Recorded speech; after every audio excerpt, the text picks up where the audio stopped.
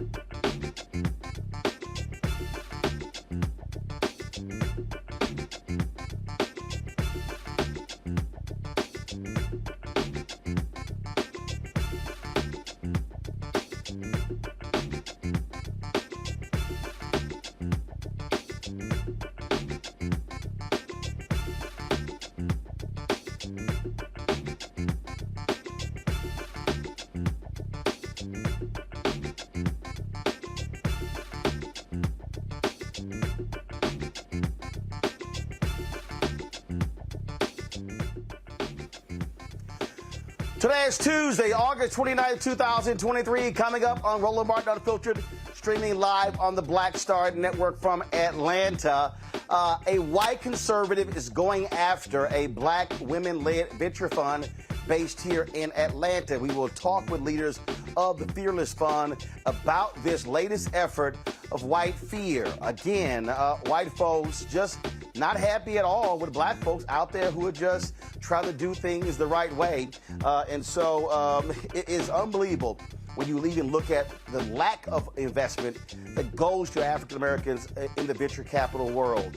Also, are white conservatives so stupid that they literally believe that black men are going to vote for Donald Trump because he got a mugshot? Yeah, they actually are articulating that. I told you these people are crazy, and we're actually absolutely seeing it. In Tennessee, there's a showdown over public safety, and Republicans there continue to target and demonize black state legislators, namely Representative Justin Jones. We'll show you the latest stupidity out of Tennessee, and we'll be joined by a member of the legislature. Also, folks, I played in the Chris Tucker golf tournament on Monday. I got some more great stuff. Glenn Turman, as well as George Wallace. I can't wait to show y'all some of that. Folks, it is time to bring the funk on Roland Martin Unfiltered on the Black Star Network. Let's go. He's got it. Whatever the miss, he's on it.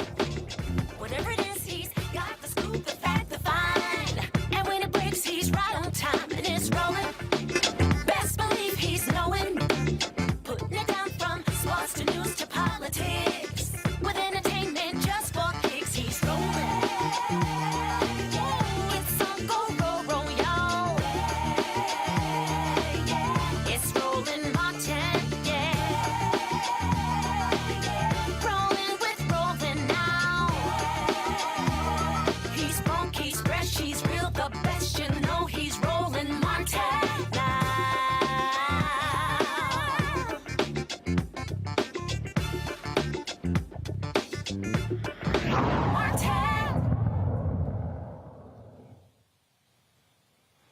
For years, I have warned y'all that white folks, namely white conservatives in America, do not want to see black folks getting ahead. There's a constant targeting of anything that benefits black people and other minorities. Ed Blum, a white conservative out of Texas, has been on the warpath challenging anything in this country that he deems discriminatory and he calls race-based. He was the guy behind the affirmative action case that the Supreme Court decided that outlawed affirmative action in the use of college admissions. On the heels of that, he is now targeting not just law firms, but also targeting a black women-focused venture capital fund out of Atlanta. It is called the Fearless Fund. It was created by Arian Simone, Ayanna Parsons, and actress Keisha Pulliam. Their goal is to award $20,000 grants, $20,000 in grants, digital tools, and mentorship opportunities for black women entrepreneurs in partnership with MasterCard. Now keep in mind, y'all, in the venture capital space, okay, less than 2% goes to black people. In the private equity space, less than 2% goes to black people. And so we are grossly underrepresented. So we're not talking about a lot of money out there. But white guys like Ed Blum goes, oh, this is discriminatory against white people. So y'all get damn near the 98%, but you bitching about the less than 2%. Gotcha. Now, here's what he's also doing. He literally is using the 1866 Civil Rights Act against black people. This was the same act that was passed in the wake of the Civil War. It was one of the Reconstruction, first of all, the Reconstruction Amendments, 13th, 14th, 15th Amendments. This was one of the bills that was there to assist black folks when it came to being able to do business in America. He's now trying to say, oh, this is really hurting white people. Yeah, that's what's going on. Folks, the CEO of the Fearless Fund, Arian Simone, and the general partner, Ayanna Parsons, they join me right now to discuss this particular lawsuit. Glad to have both of you here. Y'all have been doing a number of media interviews around the country, talking to a variety of people. And so I'm first of all, I just got to get, what was your initial reaction to Ed Blum's lawsuit? Our initial reaction, I actually thought we were being punked by ChatGPT and artificial intelligence. We received emails from the press contacting our staff saying, hey, we'd like you to comment on this lawsuit. And I said, oh, this is a joke. So initially, we did not believe it was real. But the second we did, of course, we lawyered up and had to proceed accordingly. And we plan to continue to do all the wonderful work that we do. But yes, initially, we didn't believe that this was real. So we're talking here again about a fund that was created. Y'all started it when? In 2018, 2019, about 4.5 years now. It's built by women of color for women of color. So we actually invest in all women of color, not just African American. We have our investment vehicle, which is one business that we run, and we also have our foundation. And through our foundation, we have grant programs, education programs that come out of there. But our investment vehicle is backed by Bank of America, Allied Bank, MasterCard, JP Morgan Chase, PayPal Ventures, Costco, and a host of others where we do investment capital. And Roland, I just might add that yeah, go ahead. 4 years, we have invested more than $26 million in over 40 companies. And we've also awarded more than $3 million worth of grants through our foundation and over 300 companies. So it is significant, I think, the impact that we've made. And it's just a small dent that we put in the ecosystem. Well, and that's the point I want to make right there, because and again, I'm not trying to diminish. You said 26 million and 4 million, correct? 26 million and 3 million. That's right. Gotcha. 26 million, 26, 3 and 3 million. So it's 29 million. And so I'm not trying to diminish that. but I need the public to understand how much money we're talking about total that goes out in the venture capital world. What's that number? Last year of 2022, over $280 billion. And we work in a $62 trillion. Okay, hold on. Both talking at the same time. Simone first, go ahead. In 2022, over $280 billion was deployed in venture capital. Women of color saw only 0.39% of that. In the industry we work in of PE and VC, it's a $62 trillion industry. And see, that right there, area is the point I want to focus on. We're talking $280 billion. And you gave the number for black women. If you throw in black men, we still won't even get to 1.5% total. But the goal here is, well, the Ed Blooms of the world is to specifically even shut down these avenues because, and I'll be honest with you, I don't really believe, Arian, I don't believe that y'all are actually his target. I believe the companies who you work with are his targets, and that's what they are trying to go after. I can definitely say that this lawsuit is not about us. It is, and I'll let Ayanna go ahead, but it's not about us. It's about an attack on our economic freedom and our economic progress. Go ahead, Ayanna. No, you're absolutely right. Roland, this is so much bigger than us. I mean, he's come after higher education. He's come after venture capital, but he's going after employment. He's going after DEI in the corporate sector. He's going after internship programs, scholarship programs. In fact, he may be going after our HBCUs. So this is so much bigger than us. And he's already instilled the fear. The fear, when the lawsuit was filed right after the SBA 8A program, it is halted. So you're looking at minority grant programs halted. You're looking at minority certifications halted. It's all on pause, and it's a fear tactic. So no, it's not an attack on us at all. Well, on the federal level, what they're doing is they, first of all, are trying to determine the impact of the Supreme Court affirmative action decision in these other areas. Now, to me, that's stupid because that decision was specific to colleges and universities. And so, and what they're trying to do, what the Blum is trying to do, the Stephen Millers of the world they're trying to do, they've already tried to go to Kellogg, 16 Republican attorneys generals sent letters to about 100 different companies. They've sent letters to law firms as well. And so, yeah, they want to go after all of them. And I gave a speech the other day to the Business Council in Milwaukee. And I said, this is the moment where we are going to need to see if white corporate executives are real allies. If these white corporate executives are going to look the Ed Blums of the world in the eye and say, y'all can go to hell. We are doing these programs. This is not public dollars here. We're not talking about, so we're dealing with companies who can create such programs.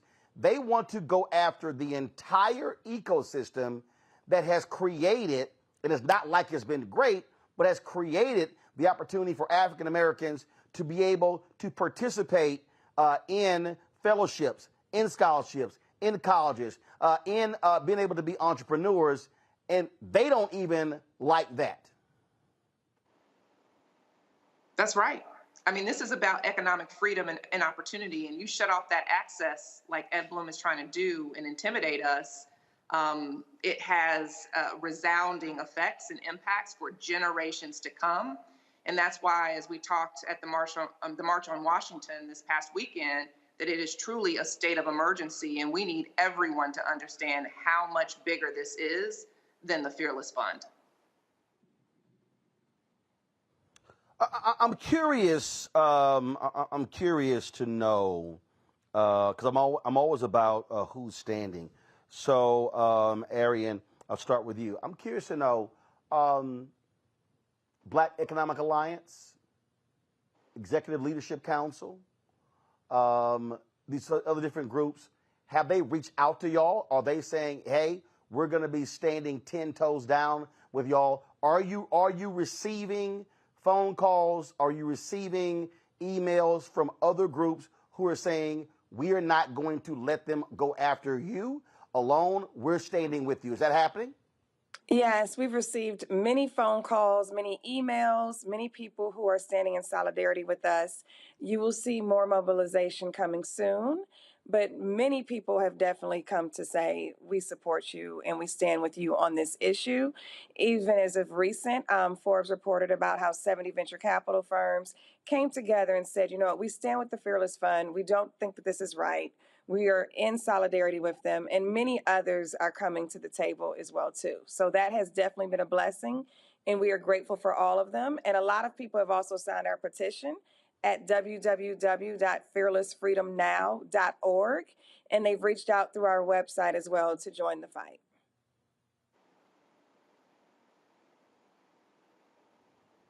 What do you, for the folks who are watching, the folks who are listening, what is it that you would like for them to do? What would you like for them to? Because again, as a point that I'm making, this thing is not just about you. It's also about the much larger issue that's going on here. And I keep saying this to our people, and people are like, oh man, you're frightening people. No, I'm not. I really want people to understand that this thing is major. This thing is far-reaching. We literally are talking about the future economic mobility of Black America. That's right, Roland. And just to echo Arian's comments, we want everyone to get informed. The way you can do that is by visiting www.fearlessfreedomnow.org. We have plenty of information there so that you can go online, get informed, stand in solidarity with us, support us as a fund, because the worst thing that can happen is that we lose this case and it has lasting implications. But as we have shared before, we're not scared, we're fearless, and we will prevail in this fight. Hold tight 1 second. I'm going to a break. We come back. A couple of my panelists, they've got questions as well. And I really do want everybody who's watching the show, y'all have heard me talk about white fear, how the browning of America is making white folks lose their minds. Y'all have heard me say repeatedly that they believe that we're getting these enormous advantages that they are not getting, and it is an absolute lie. Do not fall asleep on this one, folks. They are, and I've been warning y'all, they're going after everything.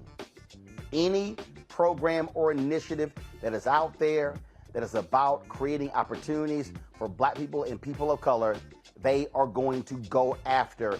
And by using the legal arm, they want to essentially bankrupt folks and cause them to say, we can't afford to even fight you legally, so therefore we're going to give up. You're watching Roland Martin Unfiltered right here on the Black Star Network, broadcasting live from Atlanta. Back in a moment. Hatred on the streets, a horrific scene, a white nationalist rally that descended into deadly violence. White people are losing their damn minds.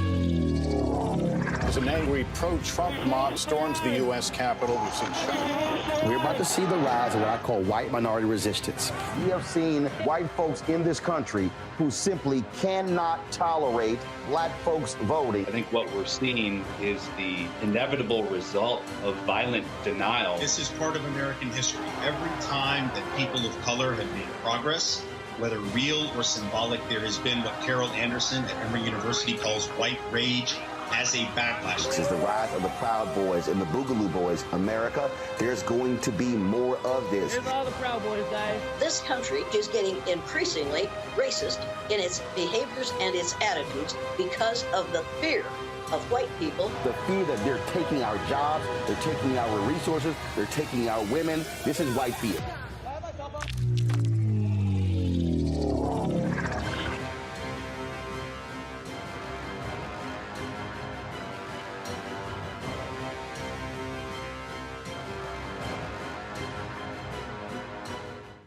Next on the frequency with me, Dee Barnes, we're going to talk to Leslie Seagar, a.k.a. Big Les, and talk about her incredible career as a dancer, choreographer, and VJ of Rap City. Magic Johnson was there, so half the NBA was there.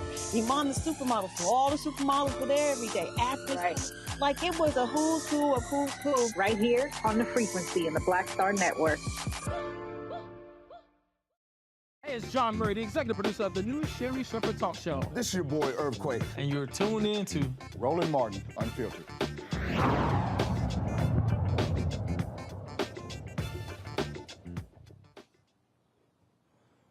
Folks, we're talking to the leaders of the Fearless Fund, a fund out of Atlanta that focuses on black women and people of color in the venture capital world. They are under legal assault from white conservatives like Ed Bloom, who's trying to use a civil rights law of 1866 that was put in place to help black people.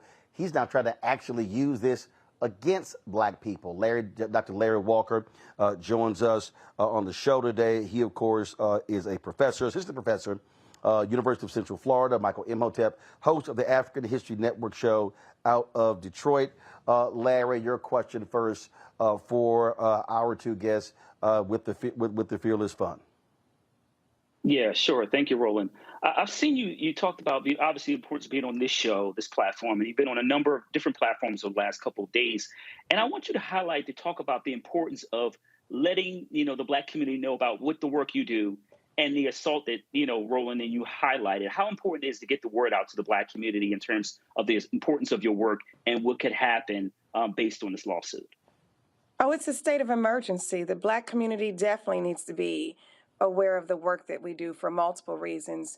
First, our industry is 92% white male. There are very few black female and male investors in the venture capital space. We need more people of color, more black people as investors, because we do believe that if we can diversify the investors, we can actually even diversify the investments. So just from an industry speaking standpoint, it is crucial for people to know about this type of work in general and the industry. Regarding, of course, this attack and this lawsuit, this is a state of an emergency. This sets precedent for what is to come depending on the outcome of this case. That's how serious this is. This can have long-lasting generational effects if we don't get a hold of this right now and stop this. Michael. All right, Arian and Ayana, thanks for coming on, sharing this information. So I read the articles from the Washington Post and Associated Press on this, and in the Washington Post, it said that according to the lawsuit, it says that the Fearless Fund is, quote, open only to black females, end quote. But one of you stated that it's open to women of color and not exclusively for African-American women. Am I correct in what you said? Am I correct in what I heard? Michael, you're absolutely correct. We invest in women of color. That's inclusive of Latinas. That's inclusive of Native American. It's inclusive of Asian and black women. You're absolutely correct. And we did that because this demographic holistically is the most founded, yet the least funded demographic. We make up more than 20% of the U.S. population. And as we shared earlier, we receive less than half of 1% of venture funds. So just a quick follow-up question. What is the legal foundation of his argument if in the lawsuit it misstates who you allocate the funds to?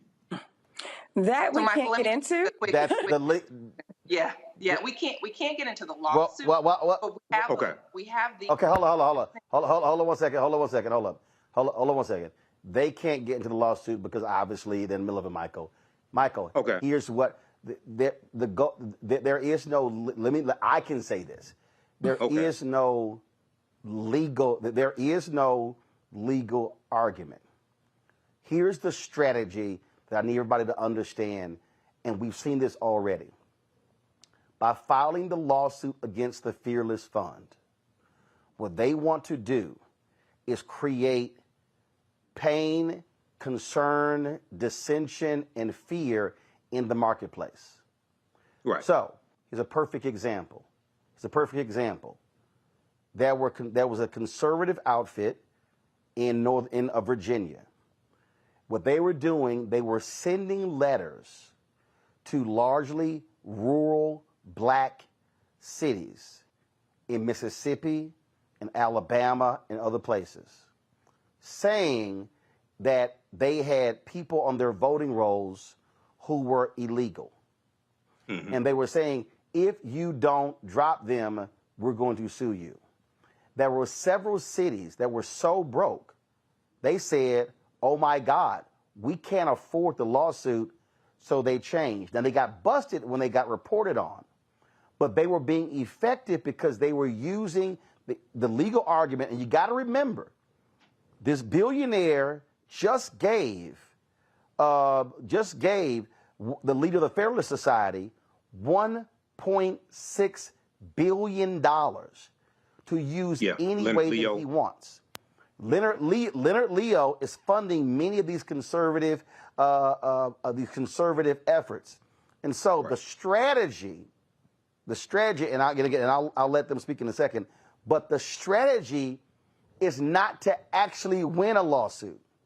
The strategy is, by the fear of the lawsuit, is to cause people to literally stop and end any such programs in their place right now. That's the legal strategy. Go right ahead, Arian or Ayanna. Well, I think you pretty much said it best, or summed it up rather.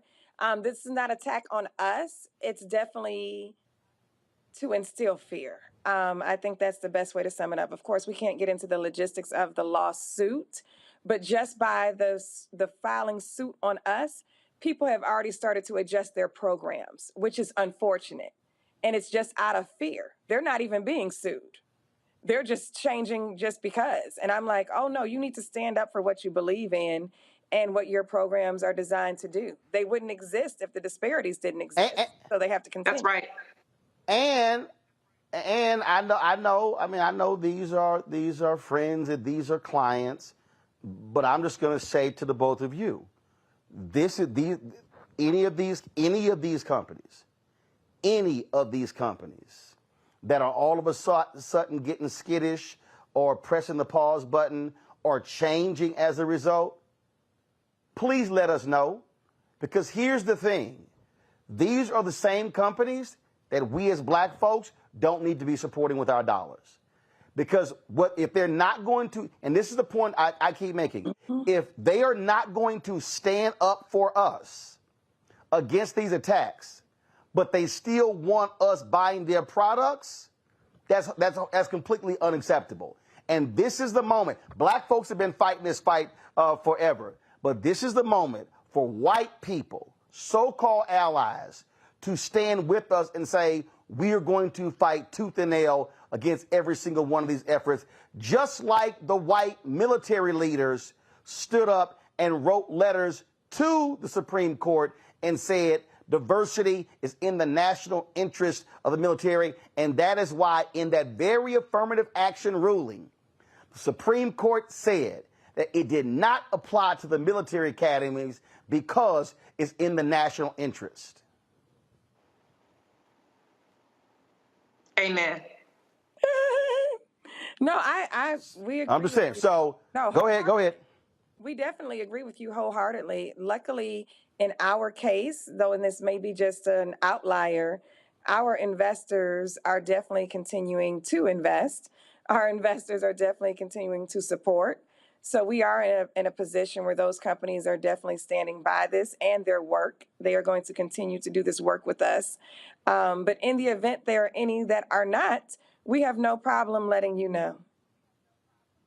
Yeah, and I think what I would just add to that, Roland, is it's such an important point that you make, because we saw the whole racial reckoning in our country in the wake of George Floyd and Breonna Taylor's murders and Ahmaud Arbery and all of these corporate commitments that were made. To Arian's point, luckily, our investors have stood beside us in this, but there are so many corporations that made these commitments and they need to follow through. Well, Congresswoman Ayanna Pressley, who we're going to have on the show soon, she actually has been pressing that issue as well. We've been saying the exact same thing. We've been pushing that. And again, look, we all know how these things work. Again, it happens a whole lot I've dealt this with other areas. There are people who say, hey, Roland, you know, we can't say certain things or do certain things because, you know, we have business ties or they might be our friends. Let me be real clear. I ain't scared to hit nobody. And I'm going to say this again. And I've been hitting all these companies. I've been hitting folks in all these areas. The biggest thing for me, I am not going to let people continue to reap the benefits of black dollars and then don't stand with black people. And if anybody is wondering why am I so adamant, that's literally what Dr. King said on April 3rd, 1968 at Mason Temple, when he made it perfectly clear. The one thing that we as blacks can do is economic withdrawal.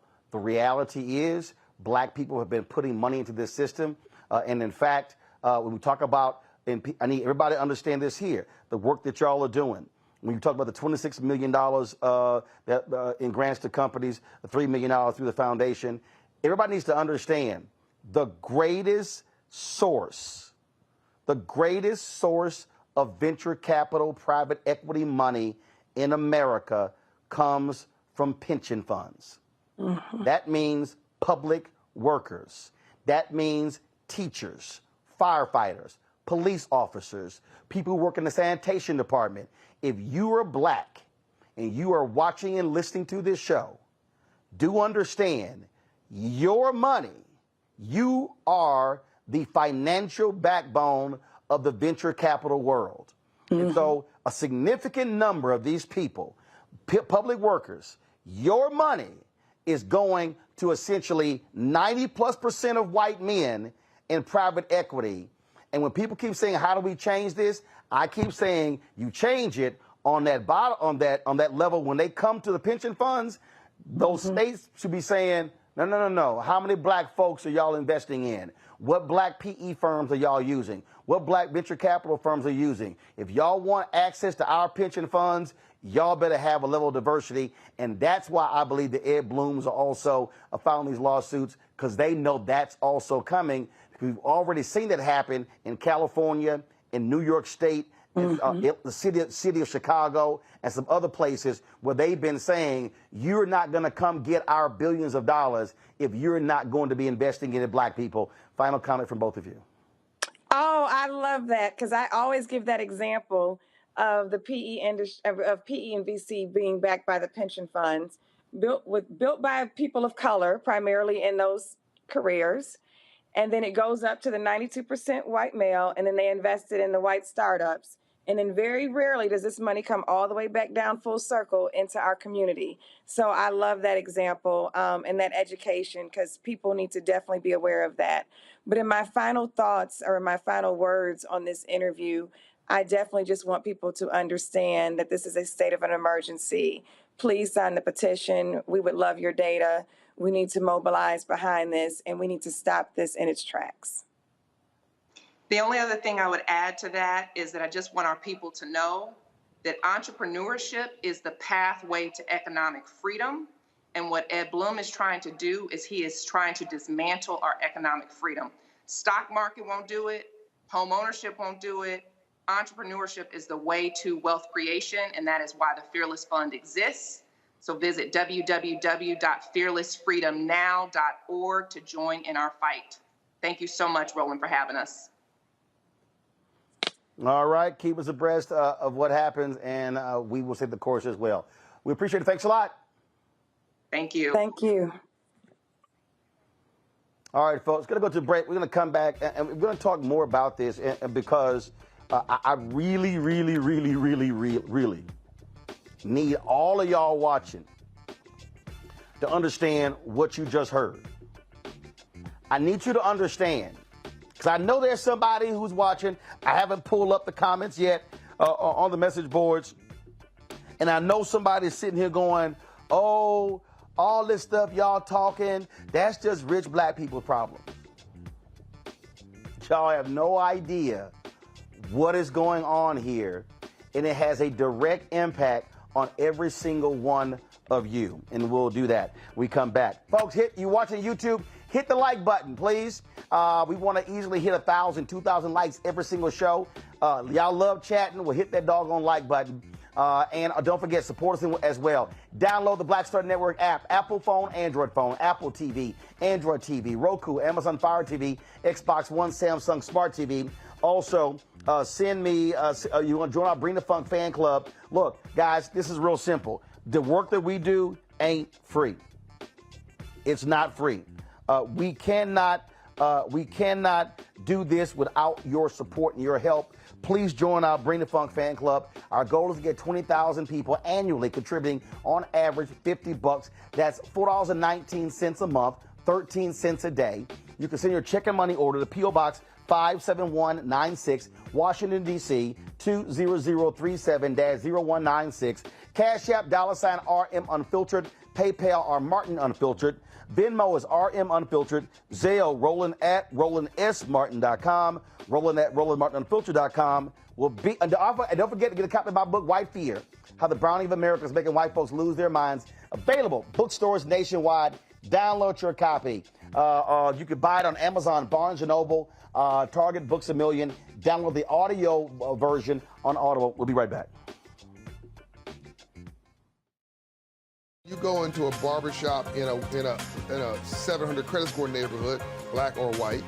They're talking about their ideas and they're talking about how they're going to move on those things. You go to a barbershop at a 500 credit score, equal brilliance but bad culture. They're talking about other people. You go to a winner's barbershop. Here's what I'm doing. You go to the barbershop of where people feel defeated. They talk about other people, either celebrities or people they admire, but also often, I don't like Joe. I don't like Roland Martin. Well, let me tell you something. I don't understand people. How could you not like anything here you see? You should just be like, this is amazing. It's cool. You may not even like how he does it or how I do it, but it's like, you know what? They're succeeding. They're killing it. All you should be is, that's fantastic. But if I don't like me, I'm not gonna like you. If I don't feel good about me, it's hard for me to feel good about you. If I don't respect me, don't expect me to respect you. If I don't love me, I don't have a clue how to love you. And here's the big one. If I don't have a purpose in my life, I'm gonna make your life a living hell.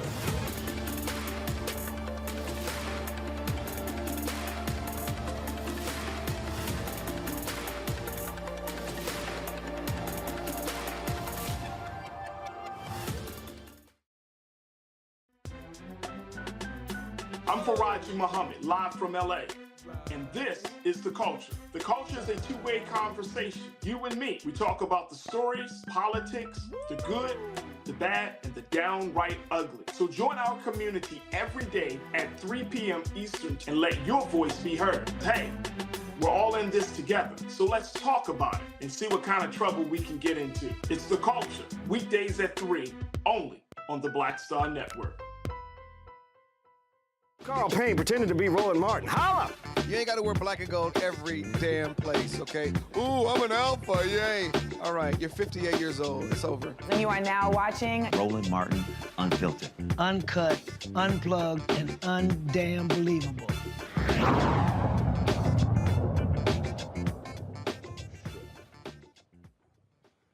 All right, folks, welcome back to the show. Larry, Michael, they're on our panel today. Michael, I'll start here with you. I'm really trying to get people, when you start talking about numbers, okay? When you heard those sisters talk about less than 0.5% of the VC money go to black women, total less than 2% go to black people, period. Federal government spends $560 billion a year on contracts. Black people get 1.67%. $322 billion a year is spent in the advertising space, or we spent in 2023. 1% goes to black-owned media. We can walk this thing through states. Some are better than others, but the reality is, when you go to pull up any of these states, when it comes to the money, it's typically 0.5, 1. No more than 2%, maybe 3%. So what white folks like Ed Bloom and Stephen Miller, what they have done, they got these other white folks running around here thinking, oh my God, they're getting all the money. They're getting all these resources. Look at all of these programs for them. Well, let's be real clear. The reason you have these programs for black people and other people of color is because white folks have frozen us out of the process. Hell, I don't know anybody black who would like to say, do we have to have a black fellowship program? Well, sure. How about if we don't have it? White folks, if you don't block us from the programs, no need to create something separate. That's why these initiatives were created, because of white racism and Jim Crow. Absolutely, Roland. And I hear people make those types of comments when we have these type of discussions. And what you have here is that African Americans in general have largely been miseducated when it comes to money, miseducated when it comes to business, as well as history. Because some of those same people, their answer to everything is give us reparations, but they don't know how to make legal arguments for reparations. Okay, so a couple quick things here. One, I'm glad you mentioned pension funds. Okay, because and one of the examples I give when I teach is in 2017, in June of 2017 in New York City, the city employees in New York City divested $48 million in pension funds that they found out were invested in 3 privatized prisons. And oftentimes we're financing our own dehumanization and don't know it through 401k plans and pension funds. I'm not against either one, but we can choose where the money's invested. So they were educated and found out that they could divest their money from the 3 privatized prisons, and they did this. So what a lot of people who are watching right now, if you have 401k plans or pension funds, you can call your benefits manager tomorrow and find out where your money is invested. And if it's invested in organizations or corporations that are doing harm to African Americans, you can move it into other organizations that are more beneficial or do less harm, number one. Number two, very quickly, I know Ed Bloom said laws must apply equally to every racial and ethnic group in the country. So I'm wondering if he's going to sue on behalf of African Americans because we only get 1.1% of the $214 billion in venture capital funding that was distributed. Hell no!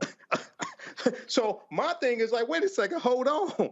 We need to flip this around because in 2020, from the Trump administration, white farmers got $26 billion in COVID-19 funding, but African-American farmers got $26 million, 1/10 of 1%. This is something that John Boyd has talked about on this show before. So I'm like, well, wait a second, hold on. If you're saying that laws must apply equally to every racial and ethnic group in the country, then why aren't you suing on behalf of African-Americans?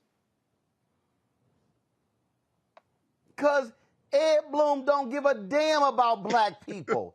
He is all about white people, Larry. White people. Yep. So, Roland, I coined the term, grievance extremism. It's essentially what we have, particularly on behalf of, a lot of white males, and Bloom is certainly an example among the other individuals we highlighted are funding these initiatives. And look, Roland, we had to call this out for what it is. And they talk about in the white fear, this is just a response to perceived black progress.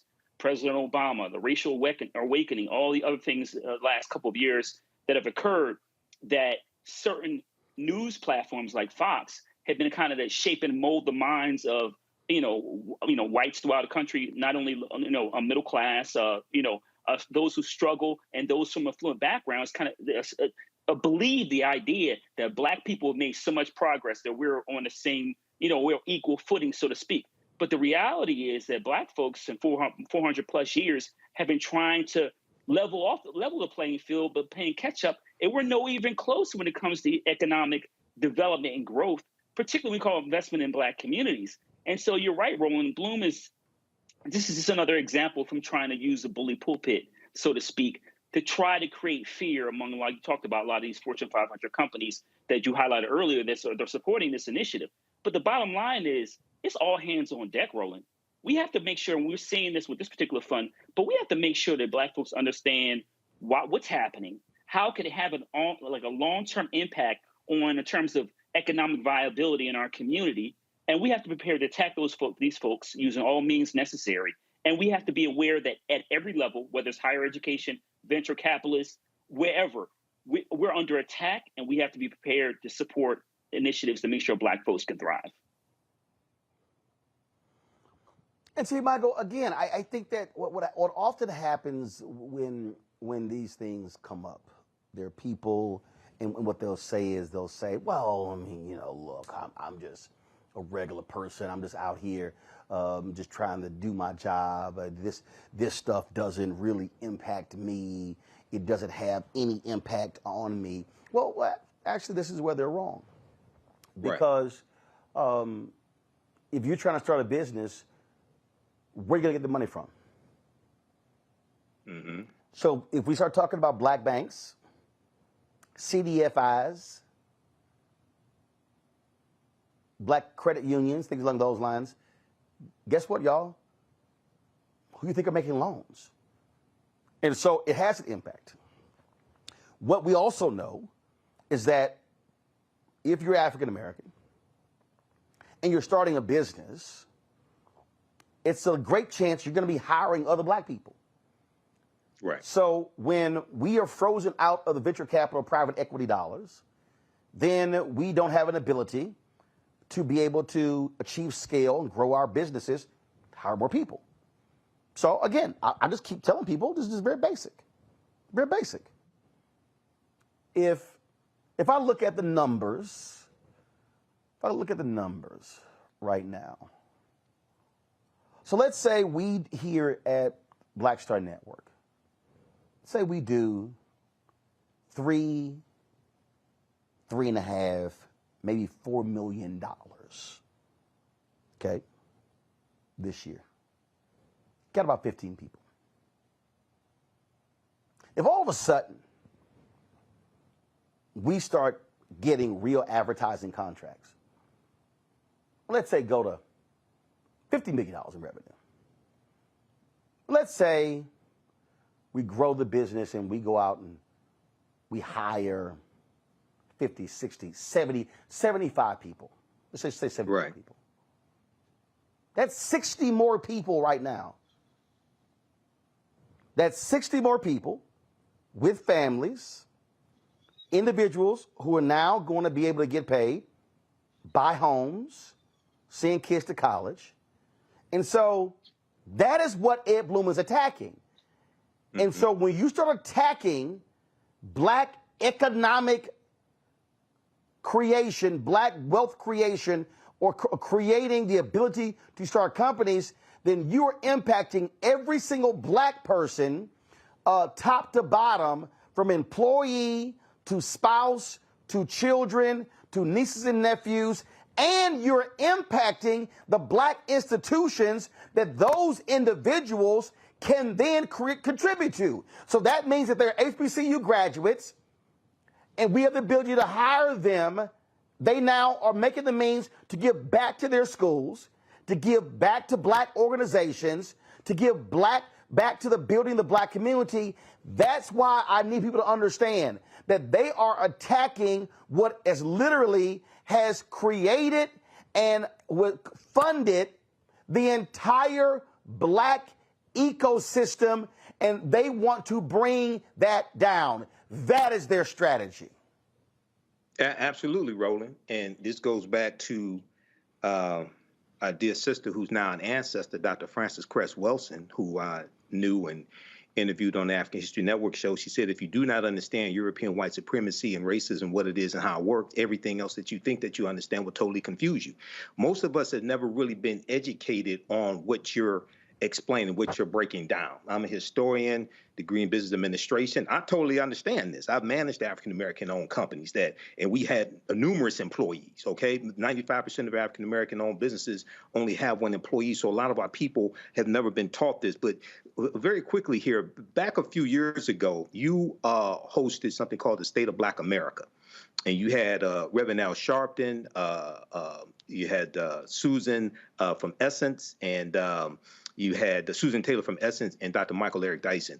In that same year, I think it may have been about 20. Yeah, that was it. That was in Indianapolis. Yep, in Indianapolis. Yep. Okay, and you broadcasted it here on your network. Now that same year, Reverend Al Sharpton had an initiative with National Action Network to educate African Americans about their pension fund dollars and where their pension fund dollars were being invested.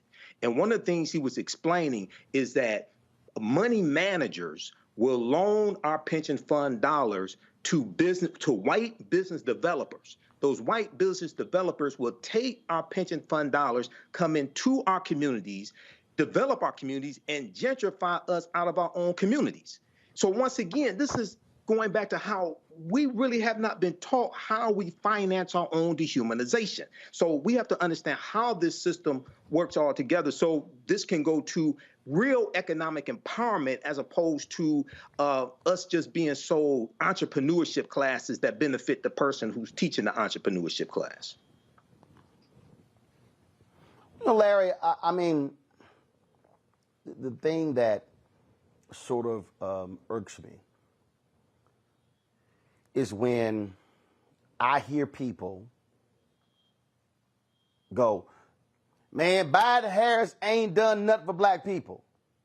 But they turn around and they turn around and go, man, we need to buy land. Donald Trump didn't give a damn about no money going to black farmers and Hispanic farmers. That was passed under Biden Harris and by Congress. That's trying to save black institutions. Mm-hmm. Who are the people funding Ed Blum? White Republicans. Who's funding Leonard Leo? White Republicans. Who are the people who are giving lavish gifts to Clarence Thomas so he can vote their way in the Supreme Court? White Republicans. The very same white Republicans are supporting the white Republican politicians who are trying to screw us over in state legislatures and Congress. So when I hear black people, like that fool who stopped me at Dave Chappelle's show in New York, man, you need to be telling our folk to vote Republican. Why in the hell am I going to tell our people to vote for our oppressors? Now, let me be real clear. I'm in no way saying that Democrats have been perfect, have been amazing, and oh my God, but I'm being very clear.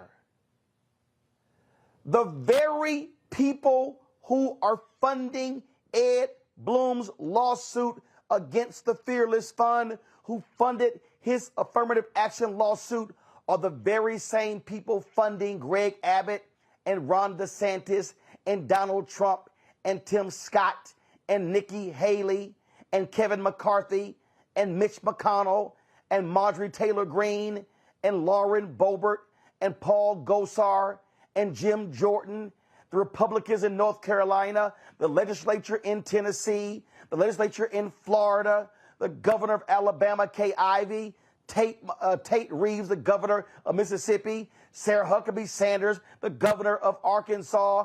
We can go on and on and on. It's the exact same people. And this, Larry, is a direct assault on the future viability, the future economic and educational viability of black people.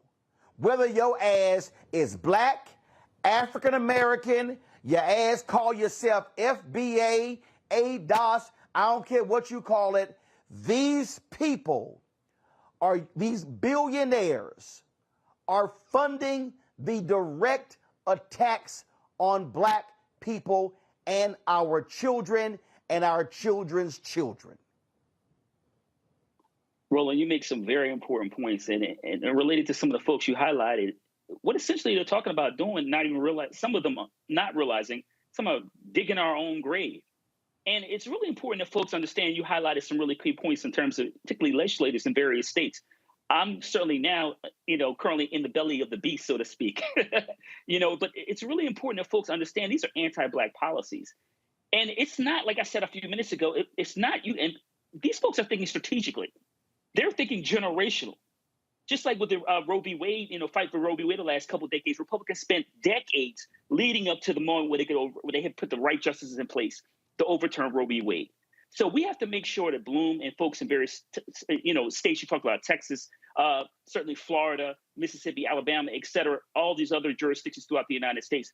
Once again, this all-out assault on, kneecapping Black folks economically, making sure that all people don't have the opportunity to learn about African-American history, particularly when we talk about issues relating to Jim Crow and how Black folks, were enslaved. They also don't want to talk about in terms of what it means for this country, a democracy, to continue for hundreds of years to limit the opportunities that Black folks have to make sure they can actually live what we call, quote unquote, the American dream. But the bottom line is if we don't talk about this in barbershops and beauty salons, et cetera, people don't get on board. Then over the next couple of months leading into the 2024 election, we're going to be in a lot of trouble. We need Black folks to come out to vote. And we also, this is an all-out assault on our rights. And we have to make sure we're ready starting today. All right, then. Let me say this real quick. Somebody, okay. What the hell? This is so stupid. Roland Martin, your eyes are too red. Calm down, because you will not stop this movement that's taking place. Well, Ali Muhammad, you stupid. Because see, here's what you need to understand. We're stopping what's going on. We're going to stop. See, here's what this nutcase Muhammad don't understand. The reason Black people have not been more effective at organizing and mobilizing is because our Black-owned media outlets have done what Dr. King said that we should not do. So since some of y'all don't know what the hell y'all talking about, let me just go ahead and read it to you. And I've read this before, but I have to sometimes remind y'all. King wrote in Where Do We Go From Here, Chaos or Community? He said that there are 4 institutions that are positioned to liberate Black America. 4. In fact, this was what he actually said. There are already structured forces in the Negro community that can serve as the basis for building a powerful united front. The Negro Church, the Negro Press, the Negro fraternities and sororities, and Negro professional associations. He said we must admit that these forces have never given their full resources to the cause of Negro liberation. He said, quote, too many Negro newspapers have veered away from their traditional role as protest organs agitating for social change and have turned to the sensational and the conservative in place of the substantive and the militant. What this little whatever person don't understand is that Black folks, when your eyeballs are stuck on Zeus Network, right, where you watching Negroes fighting each other, you ain't got no clue that all these white folks are watching Fox News, where they're organizing and mobilizing politically to shut everything that we have down. See, when you have all these Black bloggers and Black websites and Black media outlets focusing on Sukahani and what in the hell she doing, and entertainment and this housewife and what this person do. See, that has been the biggest mistake that we have allowed ourselves. We have allowed our aunts, uncles, mamas and daddies, grandmamas and granddaddies, nieces and nephews, sons and daughters, sorority sisters, fraternity brothers, friends, associates, church members, and colleagues, to be so distracted by entertainment and sports bullshit and not the stuff that is having a direct impact on our future survival or the ability to thrive. Yeah. Hey, Roland. So the reality is we're going to continue to inform. We're going to continue to educate. We're going to continue to shine a light on this. And if nobody else is doing it, that's not my problem. But I can guarantee you that's what we're going to do, and we're not going to stop. I got to go to a break. When we come back, I'm going to tell you what's happening in Tennessee, how they're trying to shut down, again, black representation, how Republicans in North Carolina are trying to screw over black people again, and the governor says it when he vetoes the latest Steal the Vote bill. You're watching Roland Martin Unfiltered on the Black Star Network.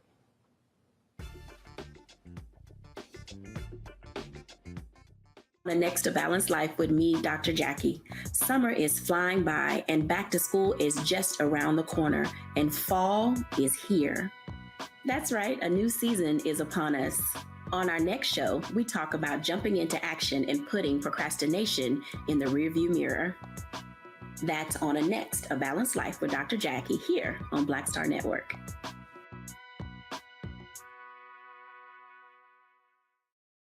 Next on the Black Table with me, Greg Carr. Brown versus the Board of Education. The history books call it the court decision that ended racial segregation in American schools. But a brand new book, Jim Crow's Pink Slip, uncovers a devastating unintended consequence of that 1954 Supreme Court decision. We may, if we were lucky, have been the very last generation of Black students to have experienced these generations of Black teachers who have never been replaced. Dr. Leslie Fenwick joins us to talk about her book and the actions following that landmark decision that dealt a virtual death blow to Black educators. That's next on the Black Table, right here on the Black Star Network. On the next Get Wealthy with me, Deborah Owens, America's Wealth Coach, I'm sure you've heard that saying that the only thing guaranteed is death and taxes. The truth is that the wealthy get wealthier by understanding tax strategy. And that's exactly the conversation that we're going to have on the next Get Wealthy, where you're going to learn wealth hacks that help you turn your wages into wealth. Taxes is one of the largest expenses you ever have. You really got to know how to manage that thing and get that under control so that you can build wealth. That's right here on Get Wealthy, only on Black Star Network. Hello, I'm Paula J. Parker. Truly proud on the Proud Family, Louder and Prouder on Disney+. And you're watching Roland Martin Unfiltered.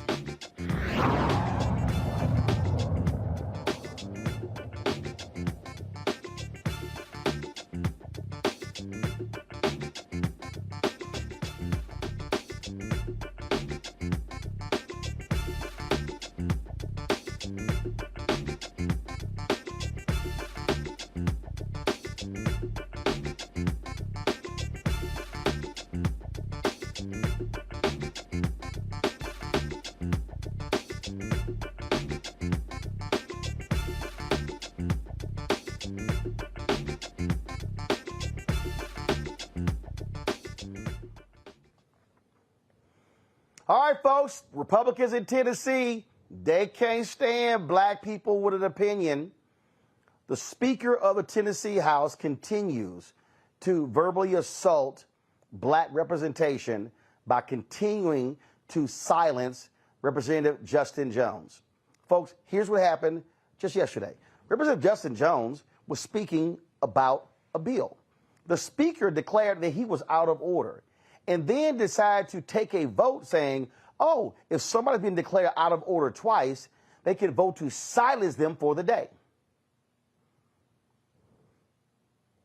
But when a white Republican was ruled out of order, there was no vote. Now, how can you sit here and silence somebody who's asking about a bill who was sent there by the people? But y'all got to remember, Republicans silenced a sister in Oklahoma. Republicans silenced, where was it? Who was the transgender? was it Montana, Wyoming? One of them. It was in Montana. They literally silenced a transgender politician who had the audacity to speak against one of their bills. They literally shut her up. This is what they do. Watch this. All right, Representative Jones, what's your question for the clerk? Thank you. I have a parliamentary inquiry with these new expedited rules and procedures that are happening. When would be this is to the clerk, to the parliamentarian. When is the appropriate time for me to make a motion of no confidence in Cameron Sexton as the Speaker of the House?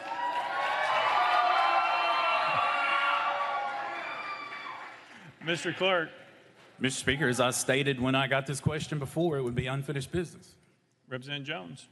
If we proceed with Representative Cochran's motion to adjourn, will I have an opportunity to make this motion of no confidence, or do I do it now before this motion to adjourn? I believe that the people of Tennessee deserve to hear this vote, that if you're confident in your leadership, take the vote, Mr. Speaker. Take the vote of no confidence and stand on your leadership. Mr. Clark. Mr. Speaker, we would have to dispose of this motion before we can move to any other business.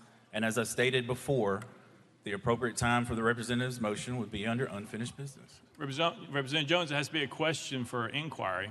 Representative Jones. Would it be appropriate to the parliamentarian to make a motion calling for a vote of no confidence prior to any vote to adjourn? I believe that, is there a way for us to make sure that we have a vote of no confidence before adjourning and to have democracy play out on this House, or has the determination already been made that we're ending session without doing anything and not allowing members to voice motions that you've been informed of for days? Representative Faison, for what purpose? Thank you, Mr. Speaker. Make a motion for order of the day. Motion's been heard. Orders of the day. We're on the motion to concur. You can't object to orders of the day. So we're voting. All those in favor of Senate Joint Resolution, vote aye when the bell rings. Those opposed, vote no. Has everyone voted? Does anybody wish to change their vote? Mr. Clerk, take the vote. Aye, 71, 18 nays. I hereby declare concurred in. Without objection, motion to recess table. Leader Cochran, you're recognized. Thank you, Mr. Speaker. I move that the Journal of the House of Representatives and the proceedings thereof be approved from the first through the fifth legislative days of the first extraordinary session. Without objection, so ordered. Leader Lambert, Leader Cochran. Thank you, Mr. Speaker. Pursuant to Senate Joint Resolution number 150, I move the first extraordinary session of the House of Representatives of the 113th General Assembly of the State of Tennessee adjourned. Sine die. I hereby declare the first extraordinary session of the House of Representatives of the 113th General Assembly of the State of Tennessee, sine die.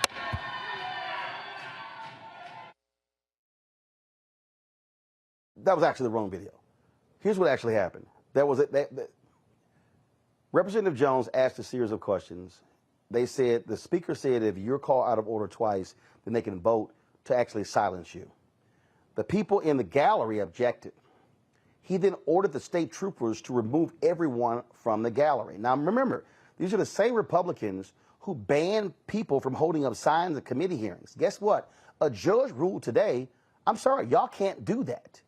Joining us right now is someone who's been watching this stuff play out, is Antonio Parkinson, State Representative, immediate past president, immediate past chair of the Tennessee Black Caucus. Representative Parkinson, glad to have you on the show. I mean, we are seeing a very deliberate attempt by the Republicans in Tennessee to silence black representation. Not just silence black representation, but silence basically any dissent that is coming their way. And so it's black representation, it is white representation, it is white moms who had children that were hunted in Covenant School, and any protesters that are fighting for common sense gun laws to be passed in the state of Tennessee. And control room, let me know when y'all have that video, because it was stunning to watch the Speaker of the House just shut down Representative Jones. You even had white Democrats who stood up and said, wait a minute. You ruled this white Republican out of order, nothing happened to him. Then they took a vote, and then he got mad. Clear the gallery. I mean, what you have going on is you have a dictatorship in Tennessee. Yeah, that's what was attempted, and when that happened, and what you're talking about is yesterday's floor session. The video they played today was the floor session today, and there was total chaos today also. That may be another story for your show, but yesterday, Representative Gino Bolso, a Republican from Williamson County, was ruled out of order 2 times, and nothing was said. And then when Representative Justin Jones was ruled out of order for the 2nd time, they wanted to bring it to a floor vote to silence him for the rest of yesterday's session. And when they tried to do that, chaos erupted again. Those in the galleries were totally, upset about it and shouting. Those of us that were down on the floor were upset about it and shouting. And when that happened, all of us, every Democrat that was on that House floor, we all walked out of the session and left. Now, you talked about chaos erupting today. Let's do this here, guys. Start this video over, and I want you to play this full sound so people can hear what happened. This is what happened. They literally ended the legislative session not wanting to even allow this vote to take place. This is what happened.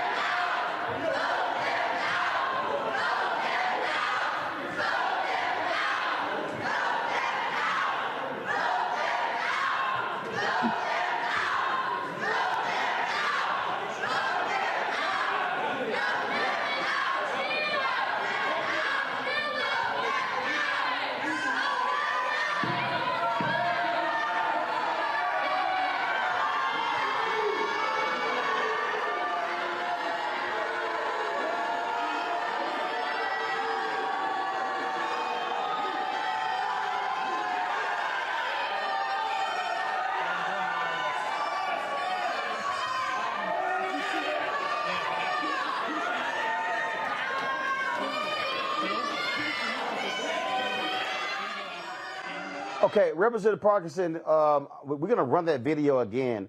And so, guys, bring the sound down. I want you to speak over it. Tell us, what the hell happened there? Did that white legislator, did he shove Representative Justin Pearson? So what happened, it looks like, and we've been watching this video all day, but it looks like the speaker's security pushed him to the side. Right there, that's the speaker's security, the guy behind the speaker, right? And then you had the Republican leader, and I want y'all to watch this part. The Republican leader with the red tie right there comes over and he's talking to Justin. Now, I'm starting to make my way over. But when Justin tried to move to the left to get out, the Republican leader was getting in front of him, blocking him from moving. And that's where you see my hand come in. And I told him to get his ass out the way and get his ass off of Justin. Watch, you'll see that here. Well, you have to zoom out a little bit. Now watch when Justin moves to the left to try to move. Watch him move over in front of him.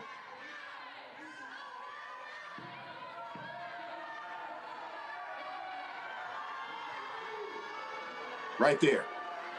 You see, yeah, we see it. Now he's blocking his path. He's trying to block him. And that's right. What get his ass and I see you put your arm in saying, hey, go ahead, say it again. Well, I'm trying to keep it as user friendly on your show as possible, but I basically told him get his ass. No. I want you to say exactly what you told him. Oh, okay. Get your ass off of him and get out the way so he can get out, so he can move. Because I was behind him watching him move over to block Justin from going out. And no, we're not going to play that game. We're not going to play that intimidation game. But right there, and we saw there the speaker's security shoved Justin backwards. First of all, a security officer putting his hands on a state official. Yeah, that's what it looks like. That's what it looks like happened. And yeah. All right, do y'all have the video from yesterday? Y'all have it ready? All right, fine, get that video. Okay, because I think because again the stuff has been heated, just like crazy, and again, what took place yesterday was just shocking and stunning. How these folks flat out do not want to allow.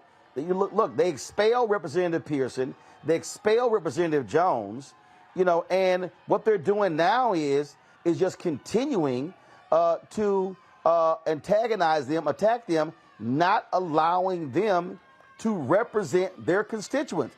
They are basically saying, we don't care about you guys representing your constituents. We're going to do whatever it is that we want. But Roland, let me interject a little bit too. It's bigger than that. You have to understand, we had the Covenant shooting, three 9-year-olds killed, Covenant school, 3 9-year-olds killed, 3 adults killed that worked in the school. And then they ejected both Justin Pearson and Justin Jones. This was in April or May, I think it was. And then we had a lot of protesters coming up. Then we had the governor to call a special session. The Republican members of the House and Senate are totally pissed off at the governor because he actually called a special session. We come to special session, the mothers from the Covenant School and other protesters and Moms Demand Action and Common Sense Gun Law protest people that wanted to see something done showed up again. And this time they're showing up in more numbers. Well, those parents whose children were hunted, were shot at, were kicked out of committee rooms, kicked out of those. That's the people that were kicked out of the gallery.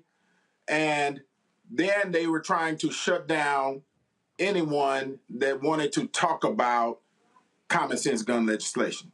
So that's when they tried to shut down Justin Jones when he was speaking. And that brings us up to the video that you guys are going to play in just a second. But I can tell you this, everyone that had a dissenting opinion in regards to what they were trying to run during this special session were basically somewhat muted totally or kicked out of the building. And here's what's important to note also. During this special session, they were actually attempting to run legislation that worked counter to public safety, such as allowing anyone with a gun permit to run up on a school and respond to situations in schools. So, and let me preface that. On the Monday that we got here, the first thing that we saw was the banner unfurled by the Proud Boys on the Capitol steps with their AR-15s on their shoulders. Wow. That's the first thing we saw Monday morning. Wow. And so that Proud Boys, a lot of them are carry permit holders. That means that they will be able to come up on a public school anytime they felt it necessary because they had an enhanced or a carry permit, issued by the state of Tennessee. So the session that we were coming to work on legislation for gun safety was going counter. And then you had the Republican leadership in the House and the Republican leadership in the Senate publicly clashing with each other. And then you had both of them also publicly clashing with the governor. So you got this three-way fight that's happening publicly because they're all mad at each other. But the victims, the true victims of all of this lack of leadership and this debacle that was taking place over these last 5 days are the citizens of Tennessee who are still dying because there is no common sense gun policy happening in the state of Tennessee. Unbelievable. And that's what happens. That's what happens when you have authoritarian rulers who have absolutely no backup, no consequence. I mean, they can just do whatever the hell they want. Right. Representative Parkinson, we appreciate you joining us. Thanks a lot. Yeah, man. Thanks for having me. Thank you very much. Folks, I'm going to go to a break. We come back to my panel. I'm going to show the video from yesterday. The thanks goodness from people of the Tennessee Holler. You wanted to talk about what's nuts. I mean, literally, these people are shutting down a black state rep elected by the people because they still are pissed at him because he has the audacity to question them. You're watching Roland Martin Unfiltered on the Black Star Network. Hatred on the streets, a horrific scene, a white nationalist rally that descended into deadly violence. White people are losing their damn minds. As an angry pro-Trump mob storms the U.S. Capitol, we've seen shooting. We're about to see the rise of what I call white minority resistance. We have seen white folks in this country who simply cannot tolerate black folks voting. I think what we're seeing is the inevitable result of violent denial. This is part of American history. Every time that people of color have made progress, whether real or symbolic, there has been what Carol Anderson at Emory University calls white rage as a backlash. This is the rise of the Proud Boys and the Boogaloo Boys. America, there's going to be more of this. Here's all the Proud Boys, guys. This country is getting increasingly racist in its behaviors and its attitudes because of the fear of white people. The fear that they're taking our jobs, they're taking our resources, they're taking our women. This is white fear.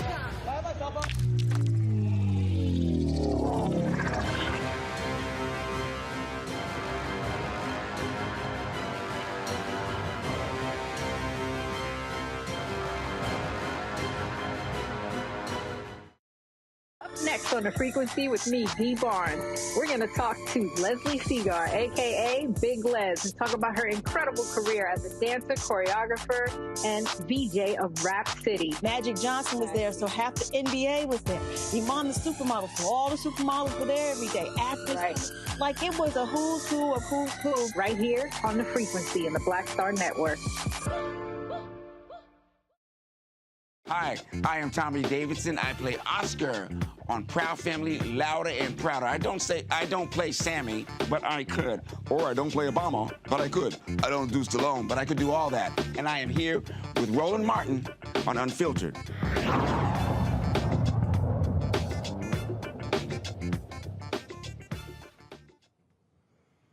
The folks with the Tennessee Holler sent us this video, folks. If you want to understand how democracy is being destroyed before our very eyes.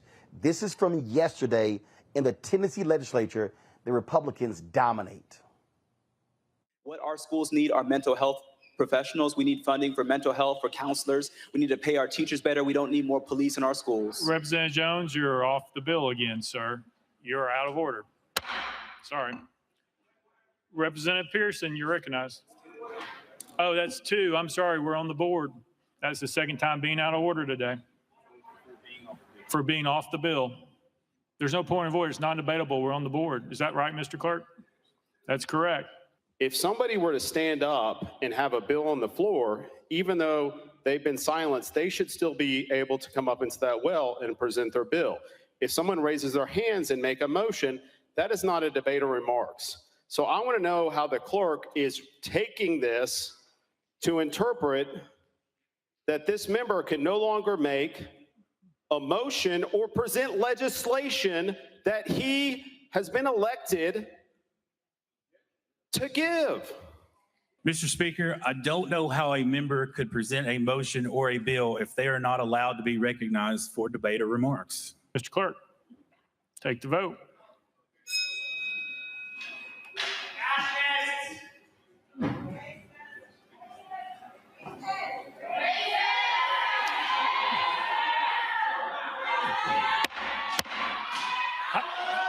Mr. Clerk, take the vote. The gallery's ruled out of order. Aye, 70, 20 nays. Department of Safety, please clear the balcony for disorderly behavior. It passes. Mr. Clerk.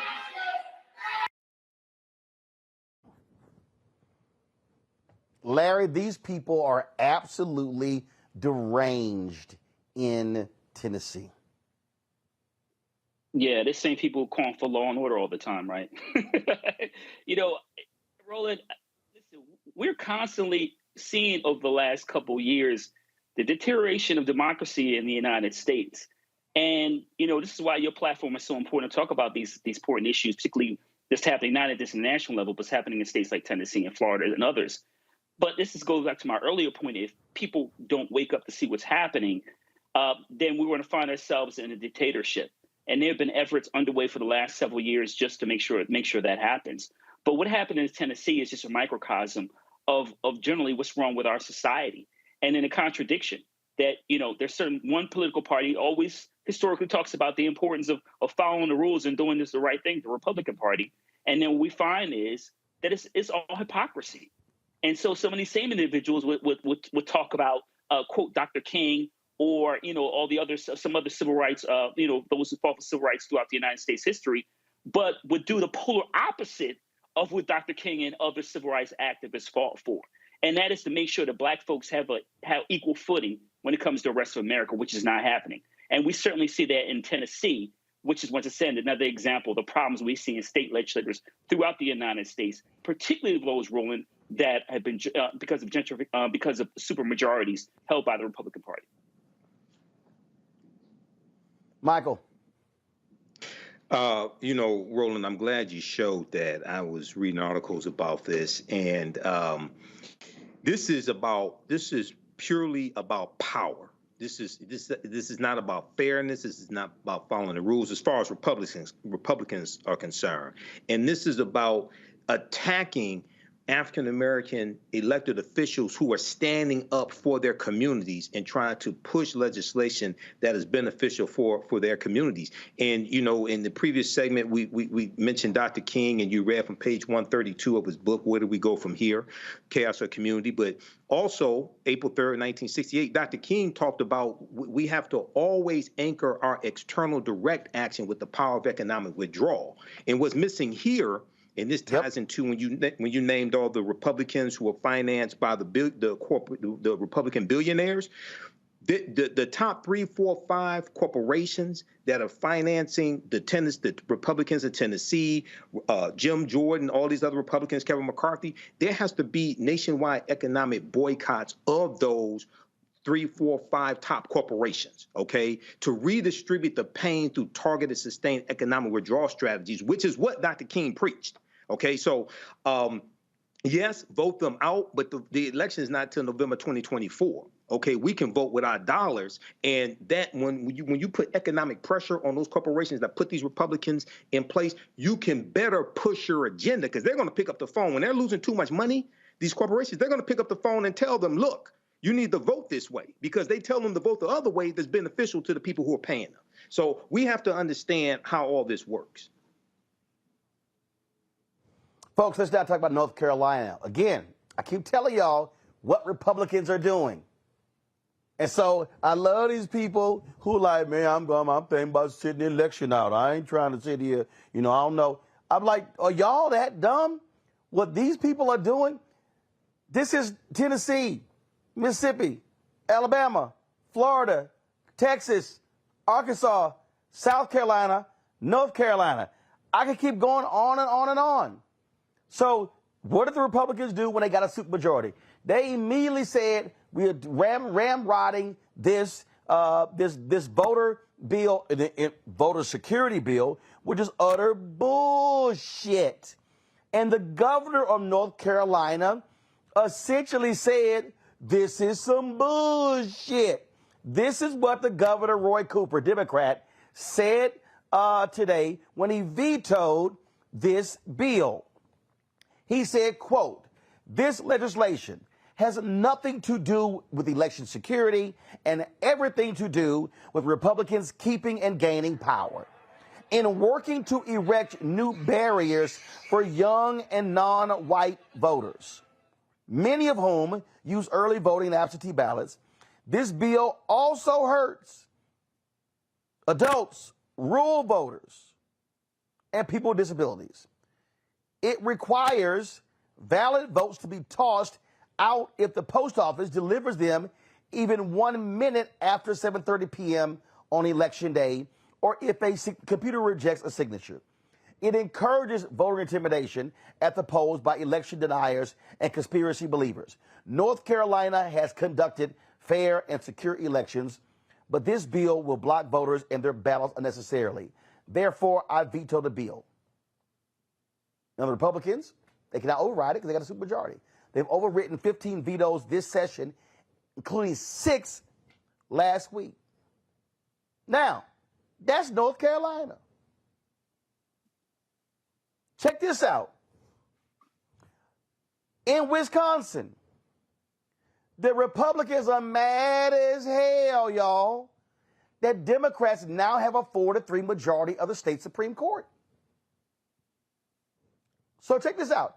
Conservative Chief Justice Annette Ziegler is now accusing the liberal majority of staging a coup. In the scathing email, Ziegler claims the liberal justices conducted an illegal experiment, voting to weaken her powers, firing the state court director Randy Koshnick, appointing interim director Audrey Skruwski, and creating a committee composed of the Chief Justice and 2 justices picked by the court's majority members to assume some of her responsibilities. The liberal justices voted August 4th to change the court's rules. This move has sparked a heated exchange between them since Judge Janet Protasewicz joined the bench, giving liberals a 4-3 majority, which Republicans have held for 15 years. Now Ziegler refuses to schedule meetings with the committee formed by the liberal justices, considering it unconstitutional. Ramifications of this dispute within the Wisconsin Supreme Court are expected to have long-term effects on the court's operation and public perception. Now, y'all, let me help y'all out. Republicans, when they got the majority, they actually stripped. See, y'all gonna make me go there. Let me unpack this. So let's see. The conservative Chief Justice is mad because the liberals changed the rules when they got the majority. The Republicans, when they got the majority in the legislature, changed the rules and stripped the Democratic governor of a number of his powers, including appointing people to state boards. They stripped the Wisconsin Attorney General of some of his powers. Now, Larry, I'm confused. When the Republicans get power, they get to change the rules. But when the Democrats get power, oh, hell, it's a coup. Yeah, so Roland, this is an example of what's good for you. I'm gonna do the exact opposite. And listen, the crazy thing about this, so you talk about Wisconsin, that this has been done. This is in terms of undermining the efforts of the governor's power, has happened in other states over the last couple of years. And Roland, it's just the bottom line is what's happening to Republicans. They're like, yeah, we're cheating in open, and what are you going to do about it? So my colleague talked about the importance, not waiting for the election and using, economics to pressure the powers that be to make sure that they're on the right side of history.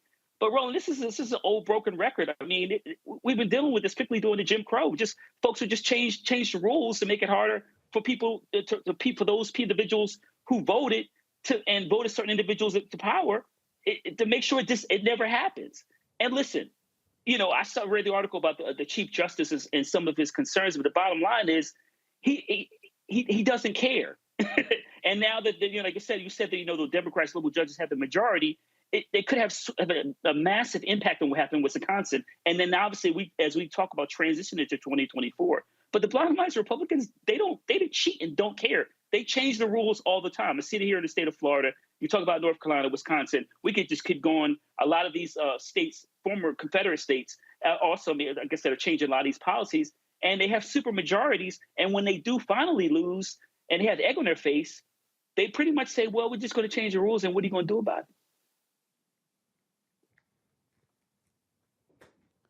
Michael, this is why I keep saying, Democrats, when you get power, use it.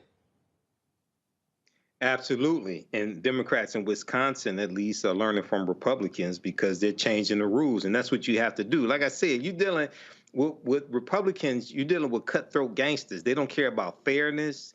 They don't care about equity, anything like that. All they care about is raw, naked power. And when we look at North Carolina, remember, North Carolina is a former Confederate state. And in these former Confederate states especially, there has always been the fear of black political power. There's always been the fear of African Americans voting in mass, electing African American elected officials, passing laws that white people then have to follow. And this is something that we see right now in North Carolina as well. So once again, politics is the legal distribution of scarce wealth, power, and resources, and we see this play out in both North Carolina and Wisconsin. So this is why we have to vote strategically. We don't vote for exercise. If you want to exercise, you go to the gym and work out. You vote for power. You vote for black political power. And Roland, can I add something really quickly here? I think we got to, as we talk about some of these efforts in, like I said, former Confederate states in Wisconsin, I think we got to go back. I know we talked about your show before in terms of the impact Shelby County versus Holder 2013. The impact it had reverberated for the last couple of years. So I think it's really important to highlight that in terms of some of the challenges we're talking about, not only previously. Well, actually, I think two. Shelby County is one, but also the lawsuit from a white guy in Ohio when he was kicked. Actually, there are three. Shelby v. County, the Supreme Court decision, the white guy who was kicked off the voting rolls in Ohio. He hadn't voted in a couple of elections, and he actually filed a lawsuit, and they were like, oh, yeah, they could go ahead and do that. Huge deal. And thirdly, political gerrymandering. The Supreme Court, the John Roberts-led Supreme Court ruling that they don't have a say in state gerrymandering because, oh, well, that's up to the states. Well, when you've had your state races gerrymandered as well, I mean, that's what you're dealing with now. So the reason Republicans, and I need everybody to understand, the reason Republicans are freaking out in Wisconsin is because they have so rigged the elections that if Democrats in Wisconsin, and the numbers even show it, get 55% of the vote, they still are going to be in the minority in the legislature. They are threatening right now to impeach the newly elected Wisconsin Supreme Court justice because they see what's coming. And to every black person in North Carolina, let me say this again, to every black person in North Carolina who sat on your ass in 2022, the Republicans now control the state Supreme Court in North Carolina. And that's why the Republican legislature now can do what they want, because they have a supermajority in the legislature and they control the state Supreme Court.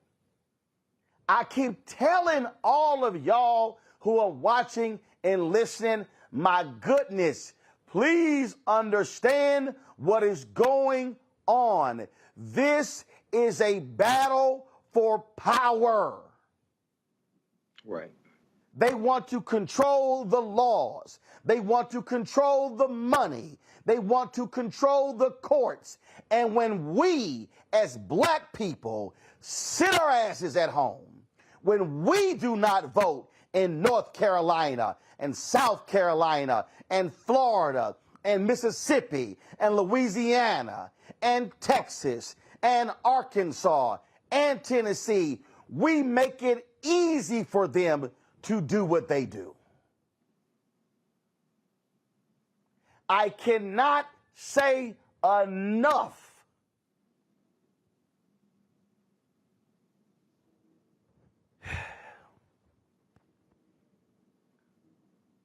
if black people would vote at about 75% of our eligible numbers. Listen to me.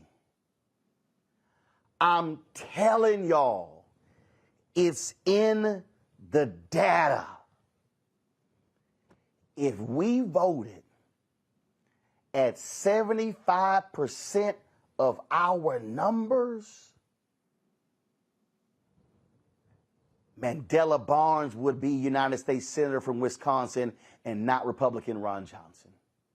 Sherry Beasley would be Democratic Senator from North Carolina and not the fool she ran against.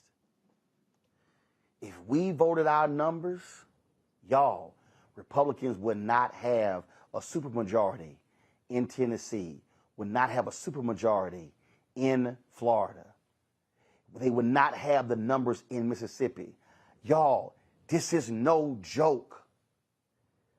Their people are voting in big numbers.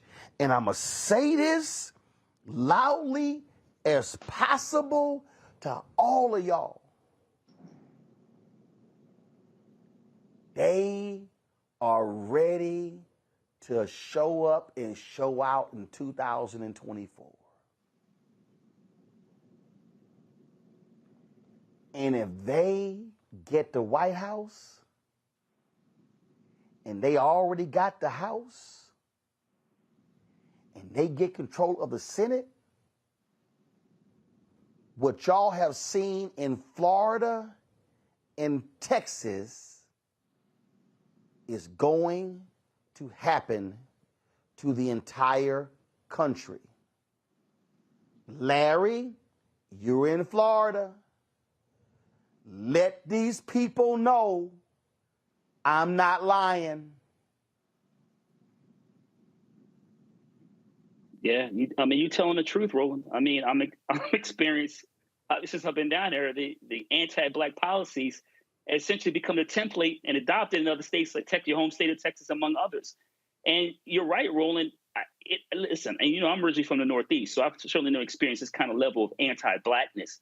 But if folks don't go out to vote like you described, then we will continue to take some major L's in elections. And not because, we certainly don't care, but because the system is already designed to make sure that, you always dilute the black vote.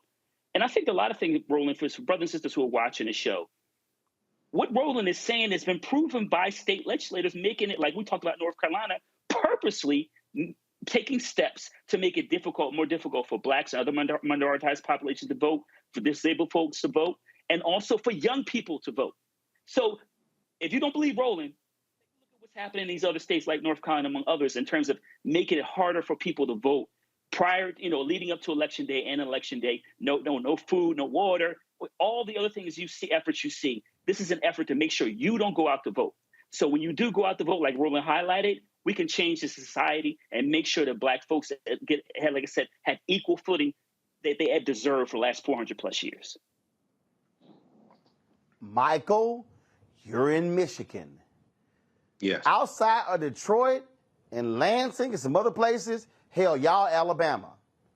But what happened? Folk voted, and you have Democrats who control the House and the Senate and the governor's mansions, and they have been able to pass effective policies that speak to our people because they've used the power. Yes. Yep. You use the power when we have it. It's first time in decades that Democrats have controlled the governorship and then both chambers of our state legislature as well. And that is really understanding this threat that's coming. And people, African Americans, generally speaking, have not really been educated on how laws and policies are connected to the conditions that they experience and how to actually change the laws and policies by changing who you put into these elected offices, and understanding that we don't have to tolerate being mistreated, okay? We can fire these people, but one of the reasons why many of our people don't fight back is because many of our people don't think they're worth fighting for. I've said that before, okay? When you are being inundated with negative stereotypical images of African Americans on a daily basis, then that depresses how you see yourself. So this is one of the reasons why the information coming from the Black Star Network is so important. What you do for yourself, what you do to yourself, and what you allow other people to do to you and get away with is based upon what you think about yourself. And we have to understand how to push our agendas to bring into existence the policies that we say that we want. And one of the most important things is that we have to understand how to perceive threats. Andrew Gillum told us in 2018, I'm not saying Ron DeSantis is a racist. I'm saying the racists believe he's a racist. He was trying to warn us. Too many woke-ass black people in Florida said they weren't voting for Andrew Gillum because he didn't have a black agenda. I said Ron DeSantis has a black agenda. He has an anti-black agenda. And an anti-black agenda is worse than not having a quote-unquote so-called black agenda. We see the evidence of the policies coming out of Florida. So we have to be able to perceive these threats and stop them. And then at the same time, we have to vote to keep people in office who will protect gains that have been made for us as well. Because that's one of the things that's been lacking, us understanding how to protect gains that have been made also, as opposed to just what somebody can do for us or voting somebody in new and you know what their policies can do for us. You also have to understand how to protect gains that have already been made. Let me close this segment out with this before I go to break, and I'm going to play a couple of bites from the Chris Tucker Golf Tournament. So this I'm addressing this specifically to all of you Simple Simon punk asses. Roland Martin, all you try to do is get a check. Ain't your dumb ass trying to get a check? Now, some of y'all same fools who accuse me of trying to get a Democratic check, ain't y'all backing reparations? Who supports reparations more than Republicans? Matter of fact, I ain't seen one Republican, and Larry and Michael, let me know if y'all know one. I ain't seen one Republican in the House or the Senate speak in support of reparations. Am I correct? Yeah, I don't know one, not even the black ones. The black Republicans don't even support reparations. Yeah. Right. So when you fools say, all you trying to do is get a check, ain't your dumb ass trying to get a check? Aren't you trying to get more contracts? Don't you want money coming to the black community? So I'm confused here. When you idiots think that you are owning me by saying, Roland Martin, you just trying to get a check. But your ass trying to get a check. So I'm confused. If I am advocating for black people, and if I am advocating for more money to go to HBCUs, don't that mean I'm trying to get a check?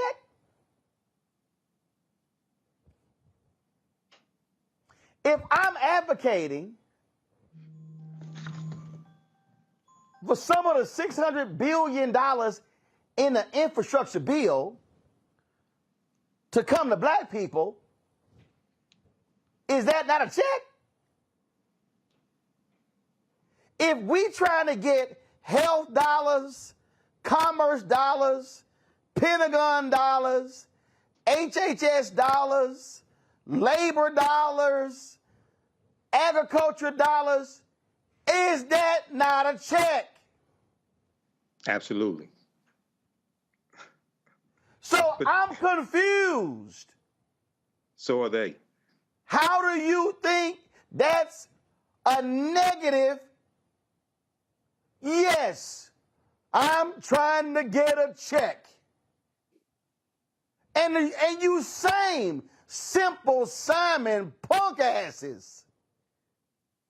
Y'all the same fools who go quote Dr. King, who literally said in 1963, 60 years ago yesterday, we came to D.C. to cash a check, stamp insufficient funds. Correct. The same MLK who 5 years later, on April 3rd, 1968, said, we will practice economic withdrawal from those businesses that won't do business and won't hire us. Is that not a check? So I'm confused how some of y'all think you are shading me when you say all he trying to do is get a check. So are you. I'll be back.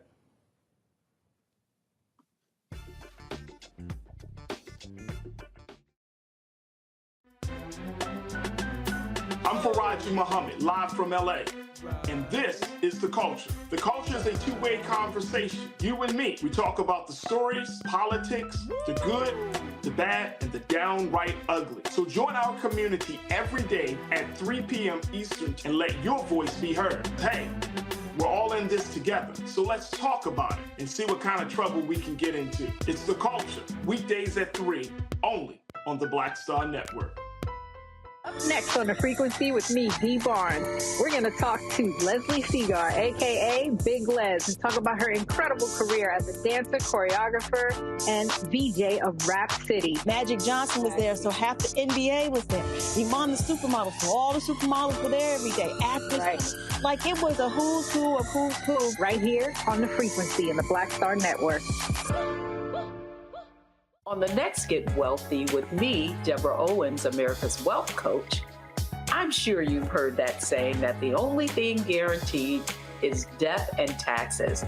The truth is that the wealthy get wealthier by understanding tax strategy. And that's exactly the conversation that we're going to have on the next Get Wealthy, where you're going to learn wealth hacks that help you turn your wages into wealth. Taxes is one of the largest expenses you ever have. You really got to know how to manage that thing and get that under control so that you can build wealth. That's right here on Get Wealthy, only on Black Star Network. Hi, I'm Jo Marie Payton, voice of Sugar Mama on Disney's Louder and Prouder Disney Plus, and I'm with Roland Martin on Unfiltered.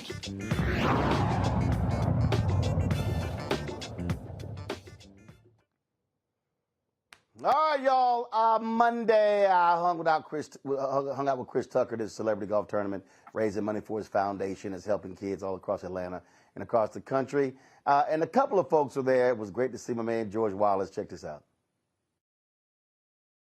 We in Chris Tucker golf tournament, Glenn tournament. I know you was out there blasting that damn music all over the course, Glenn. Until the rain came, your speaker got wet. Yeah, the speaker got wet. I heard all that squeaking, and we had to get out of here before we got an electrocuted because all that equipment you had. Hey, look, I told him point blank, I got a rain suit. I ain't got a lightning suit.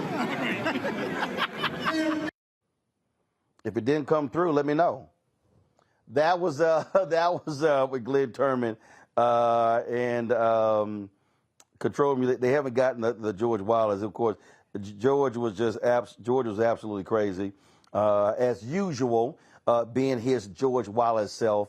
But he came on out to support Chris as well. And so he was absolutely hilarious. Again, folks, great work being done by Chris and some of the others. And you know what, Larry? This is the thing that I think a lot of people, really don't understand.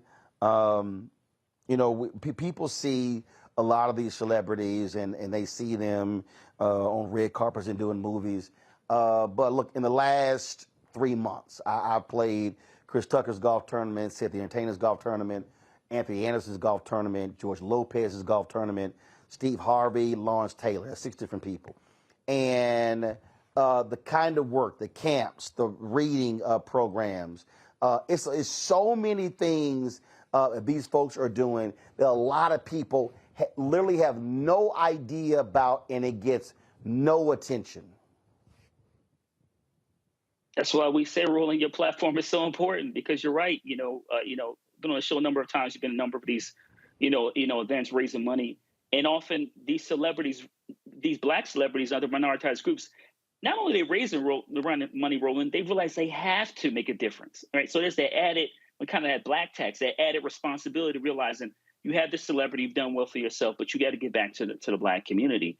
And like I said, you're not going to see this on mainstream outlets highlighting how Black folks are giving back to our own community, because that would be counter to all the stereotypes and misconceptions they have about Black folks.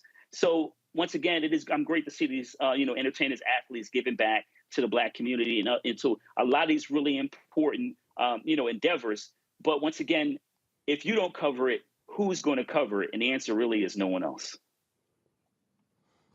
I remember, Michael, when I had my show Washington Watch on TV One,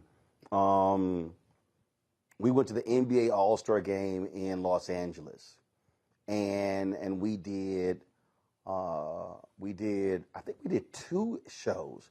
So we did 2 one-hour episodes, and we called it Black Sports Philanthropy. And the purpose of it was we went to a lot of different events in LA, and I remember Alonzo Mourning, Magic Johnson, Paul Pierce, Dwayne Wade, and some others. And we literally showed all of these events that were happening at the All-Star Game that was raising hundreds of thousands of dollars, millions of dollars for these athletes, foundations, and charities. And when we talk about backpacks for schools, we're talking about school supplies, and we start talking, paying for prom dresses for people who can't afford it. We can name so many different things that are happening.